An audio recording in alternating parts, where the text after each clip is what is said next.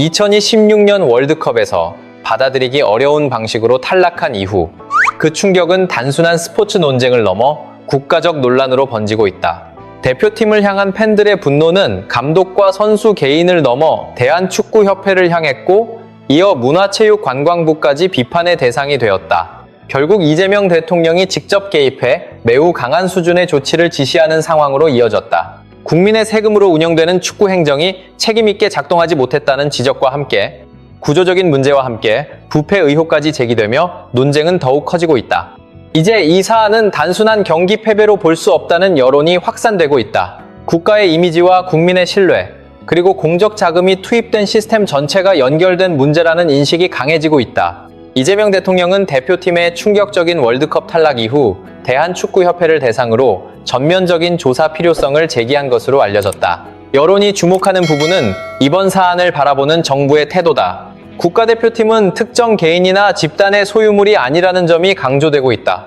협회 내부 일부 인사들이 이를 임의로 운영하거나 사적인 방식으로 활용할 수 없다는 비판도 이어지고 있다. 대표팀 운영, 전지훈련, 경기 준비 과정에는 예산과 후원, 그리고 국가 이미지가 함께 연결되어 있으며 결국 국민 세금이 기반이 된다. 따라서 실패가 발생했을 때 단순한 사과로 마무리할 수 없다는 요구가 커지고 있다.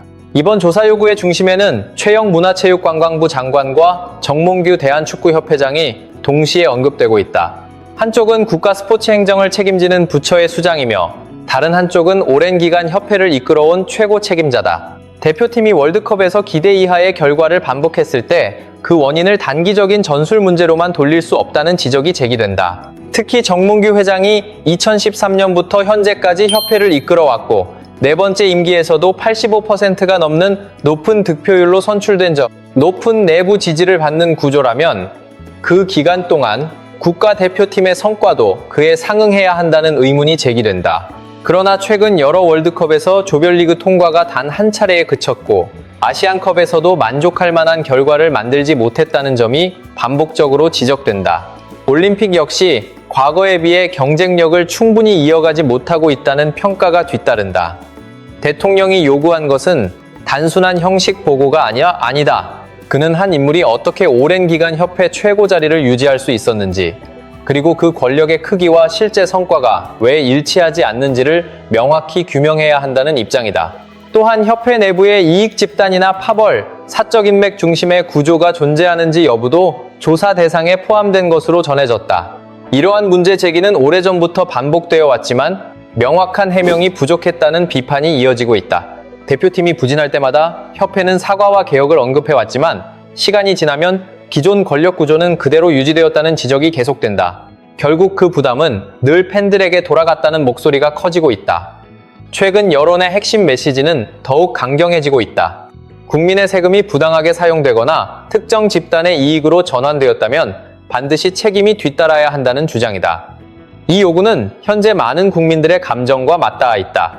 경기 패배 자체보다 더 큰 문제는 행정 구조에 대한 불신이라는 시각도 확산되고 있다. 만약 특정 집단이 국가대표 시스템을 이용해 사익을 추구했거나 인사와 계약 과정이 능력이 아닌 다른 요인에 의해 결정되었다면 이는 단순한 실수가 아니라는 지적이다.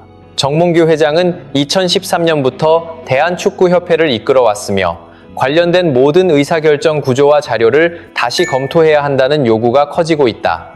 지난 10여 년 동안 기대에 비해 결과가 부족했다는 평가가 반복되면서 팬들의 문제 제기는 더욱 강해지고 있다.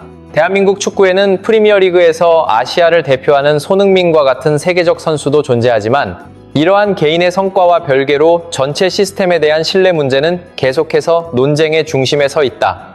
유럽 무대에서 최정상급 수비수로 인정받는 김민재가 있다. 그리고 새로운 세대 가운데 가장 뛰어난 기술력을 갖춘 선수로 평가받는 이강인도 존재한다.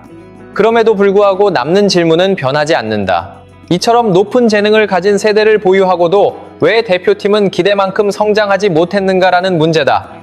이 책임을 선수 개인에게만 돌릴 수는 없다. 경기장에서의 결과와 수행에 대한 책임이 선수들에게 있다는 점은 누구도 부정하지 않는다. 하지만 한 세대의 핵심 자원들이 계속해서 혼란스러운 대회 운영과 전술 논쟁, 그리고 팬들의 분노를 불러오는 선발 및 과정 속에 놓여 있었다면 그 책임은 더 상위 구조로 향해야 한다는 지적이 나온다.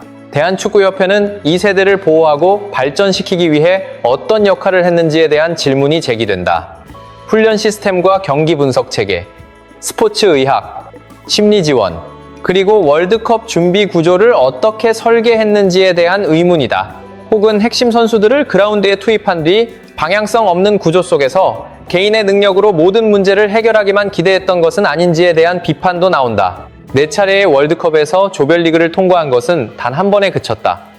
팬들이 큰 기대를 걸었던 시기에도 아시안컵 우승은 이루어지지 않았다. 2012년 이후 아시아 축구에서 주목받았던 올림픽 무대의 경쟁력 역시 이전 수준을 유지하지 못했다. 수치는 명확하다. 이 데이터는 현실을 그대로 보여주고 있다.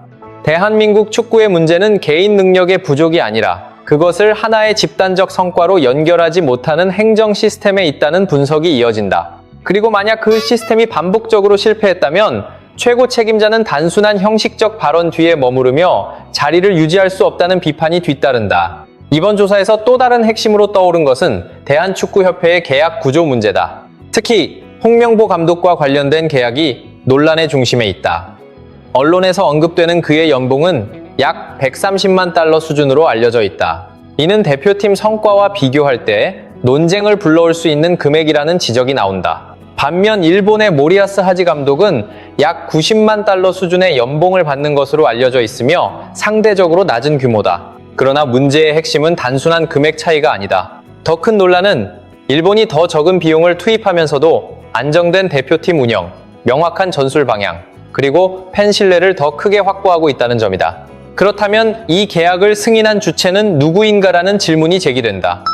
홍명보 감독을 최적의 선택으로 판단한 결정 과정은 어떻게 이루어졌는가도 쟁점이다. 선임 과정에서 발생한 논란에 대해 책임을 져야 할 주체는 누구인지, 그리고 투자된 비용 대비 결과가 기대에 미치지 못했을 때 누가 국민 앞에 설명해야 하는지도 핵심 질문으로 남는다. 진지한 축구 행정이라면 큰 규모의 계약 이후 전문 영역이라는 이유로 책임을 회피할 수 없다는 비판이 나온다. 국가대표팀과 관련된 예산이라면 모든 과정은 설명 가능해야 하며 투명하게 공개되어야 한다는 요구가 강조된다. 대표팀 성과에 영향을 미치는 인사결정이라면 더욱 투명성이 필요하다는 지적이다. 실패가 발생했을 때 국민의 분노를 단순한 반응으로 치부해서는 안 된다는 목소리도 커지고 있다. 최근에는 감독 계약뿐 아니라 지난 10년간 대한축구협회가 체결한 광고와 후원 계약 전반에 대한 전면 검토 요구도 제기되고 있다. 이 사안은 매우 큰 파급력을 가질 수 있는 영역으로 평가된다. 현대 축구는 단순히 경기장 안의 경쟁으로만 구성되지 않는다. 대표팀을 중심으로 유니폼 후원, 광고, 초상권과 이미지 권리, 이벤트 운영, 국제 친선 경기, 미디어와 상업 마케팅 등 거대한 자금 흐름이 연결되어 있다. 만약 이 구조가 투명하다면 자료 공개와 조사 협조로 해결될 수 있다. 하지만 내부에 불투명한 계약이나 이해관계가 존재한다면 이번 조사는 매우 큰 충격을 가져올 수 있다는 전망도 나온다. 팬들은 질문할 권리가 있다. 계약을 통해 발생한 수익이 어디에 사용되었는지, 유소년 육성에 얼마나 투입되었는지, 데이터 분석과 지도자 교육, 스포츠 의학 강화, 월드컵 준비 체계에 실제로 얼마나 배분되었는지에 대한 의문이 이어진다. 또한 그 자금이 실제로 축구 발전에 사용되었는지, 혹은 기존 권력 구조 안에서 익숙한 인물들이 반복적으로 계약과 결정을 이어가며 정작 대표팀 성적은 하락하는 구조 속에 묻혀버린 것은 아닌지에 대한 질문도 제기된다. 현재의 분노는 갑작스럽게 발생한 것이 아니다. 오랜 시간 누적된 결과라는 평가가 많다. 팬들은 여러 차례 실패 이후 반복적으로 개혁과 변화, 시스템 재점검, 다음 대회 준비 강화를 약속받아왔다. 그러나 결국 2026년 월드컵에 이르러 대표팀은 다시 익숙한 악순환 속으로 들어갔다는 지적이 이어지고 있다. 대회 이전에는 논란이 이어지고 대회가 진행되는 동안에는 불안이 커졌으며 대회가 끝난 뒤에는 무너짐과 함께 또다시 사과가 반복된다. 큰 축구를 지향하는 국가가 이런 순환 속에서 지속될 수는 없다. 더 큰 문제는 선수들 또한 이 구조 속에서 피해자가 되고 있다는 점이다. 손흥민이 언제까지 대표팀 전체의 부담을 홀로 감당할 수는 없다. 김민재가 수비 조직의 허점을 계속 혼자 메우는 것도 한계가 있다. 이강인이 불안정한 행정과 전술 구조 위에서 혼자 현대적인 흐름을 만들어내는 것 역시 불가능에 가깝다. 선수들은 경기장에 들어서는 순간 보이지 않는 시스템의 전폭적인 지원을 전제로 해야 한다. 그러나 그 뒤에 구조가 느슨하고 인사결정이 관계에 흔들리며 장기 계획이 문서로만 존재한다면 개인의 능력은 결국 소모될 수밖에 없다. 그래서 이번 대한축구협회 조사는 몇몇 책임자만 찾는 수준에서 끝나서는 안 된다. 홍명보 감독 한 명의 거취로 정리되거나 일부 관계자의 사과, 형식적인 보고서 제출 후 시간이 흐르길 기다리는 방식으로 마무리된다면 국민은 결코 납득하지 않을 것이다.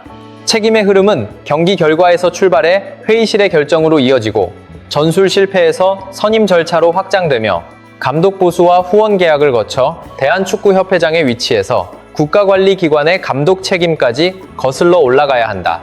진정한 변화는 권력 구조 자체를 건드리는 데서 시작된다. 표면만 바꾸는 방식으로는 아무것도 달라지지 않는다. 정몽규 회장은 현재 협회장으로서 가장 큰 압박을 받고 있는 상황이다. 10년이 넘는 권력은 단순한 안정이라는 말로 유지될 수 없다. 스포츠에서 안정은 성과와 발전을 만들어낼 때만 의미를 가진다. 특정 인물의 유지와 이해관계의 고착, 책임 부재의 문화가 이어지는 상태라면 그것은 안정이 아니라 정체다. 그리고 대한민국 축구는 그 정체의 비용을 이미 크게 치렀다.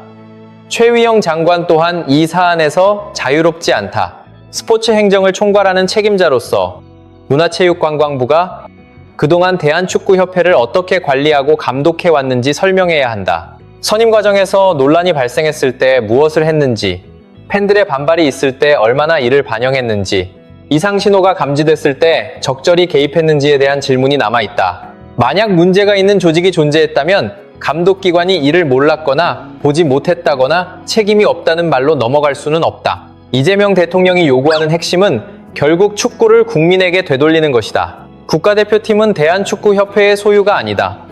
특정 협회장이나 일부 관계자 혹은 특정 상업 구조의 것이 아니다. 국가대표팀은 대한민국 국민 전체의 것이다. 밤을 새워 응원하고 티켓을 사고 유니폼을 구매하며 세금을 통해 이 시스템을 지탱해온 국민의 것이다. 그 신뢰가 훼손되었을 때 국민은 명확한 답을 요구할 권리가 있다. 회피도, 모호한 해명도, 포장된 설명도 필요하지 않다. 2026년 월드컵은 깊은 상처를 남긴 채 종료되었다. 그러나 이 상처가 구조의 문제를 드러내고 바로잡는 계기가 된다면 그것은 재건의 출발점이 될 수도 있다. 반대로 이번 조사가 여론을 잠재우기 위한 형식적 절차에 그치거나 책임자들이 다시 시간을 벌기 위한 방식으로 흐르거나 특정 집단이 계속해서 구조 속에 숨게된다면 이번 실패는 끝이 아니라 더 큰 경고가 된다. 축구는 구호로 발전하지 않는다. 대표팀은 실패 이후의 말만으로 강해지지 않는다. 국민의 신뢰는 몇 마디 사과로 회복되지 않는다. 지금 필요한 것은 대한축구협회의 전면적인 자료 공개다. 모든 결정 과정은 설명되어야 하고 모든 질문에는 답이 있어야 한다. 더 이상 침묵으로 위기를 넘기던 방식은 통하지 않는다. 문제가 있다면 바로잡아야 하고 이익 구조가 있다면 해체해야 한다. 개인의 권력이 국가대표팀보다 앞서는 구조라면 반드시 교체되어야 한다. 대표팀은 월드컵에서 탈락했지만 대한민국 축구의 진짜 경기는 이제 시작이다. 그것은 불투명한 구조와의 싸움이며 파벌과의 싸움이고 책임 회피 문화와의 싸움이며 신뢰를 무너뜨린 오래된 시스템과의 싸움이다. 손흥민, 김민재, 이강인, 그리고 이 세대의 선수들은 더 나은 환경에서 뛸 권리가 있다. 팬들 역시 더 투명한 시스템을 요구할 권리가 있다. 그리고 다시 세계 무대에서 서기 위해서는 지금 이 순간부터 구조를 직시해야 한다. 계약 구조를 바라봐야 한다. 권력의 위치를 확인해야 한다. 그리고 오래전부터 던져졌던 질문을 다시 꺼내야 한다. 도대체 누가 대한민국 축구를 지금의 상황까지 이끌었는가? 지금부터가 시작이다. 이 현실을 바꿀 행동이 필요하다.